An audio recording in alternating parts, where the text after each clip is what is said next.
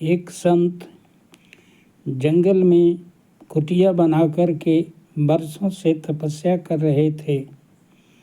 एक बार उस जंगल में एक शिकारी आया और संत से पूछा, आप यहाँ जंगल में एकांत में कुटिया बना कर के क्या कर रहे हैं?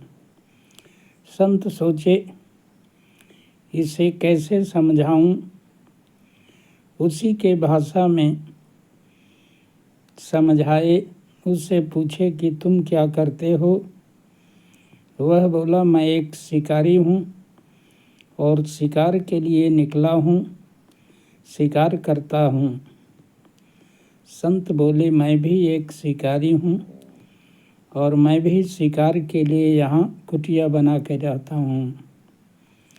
शिकारी बोला कि मैं इस शिकार में आपकी सहायता करना चाहता हूँ।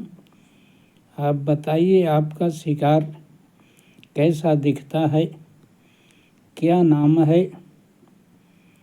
संत जी बोले, मेरे शिकार का नाम श्री कृष्ण है और देखने में बड़ा ही सुंदर है। हाथ में बंसी और माथे पर मोर मुकुट है। शिकारी बोला कि मैं प्रतिज्ञा करता हूँ, बिना आपके शिकार को इस जाल में बझाए मैं पानी भी नहीं पीऊँगा।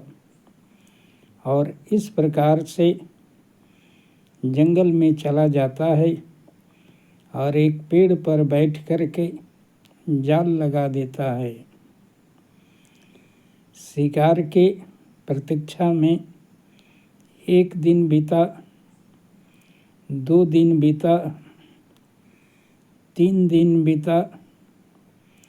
भगवान उसके विश्वास पर रिझ जाते हैं और तीसरे दिन बंसी बजाते हुए उसके जाल में खुद आकर के फंस जाते हैं। उस समय वह भूख, प्यास और नींद से व्याकुल होकर के वह थोड़ा झपकी ले रहा था। उसी समय उसे ज्ञात हुआ कि लगता है कुछ जाल में फंस गया है। और नींद खुली तो देखता है कि जाल में महात्मा जी का शिकार जैसा बताए थे ठीक वैसा ही फंसा हुआ है। उतर करके जाल समेटता है और बड़ा प्रसन्न होता है। उनके रूप लावण्य को देख करके अभिभूत हो जाता है और उन्हें कंधे पर बैठा करके महात्मा जी के पास लाता है और कहता है, महात्मा जी जल्दी निकलिए, मैं आपके शिकार को ले आया हूँ।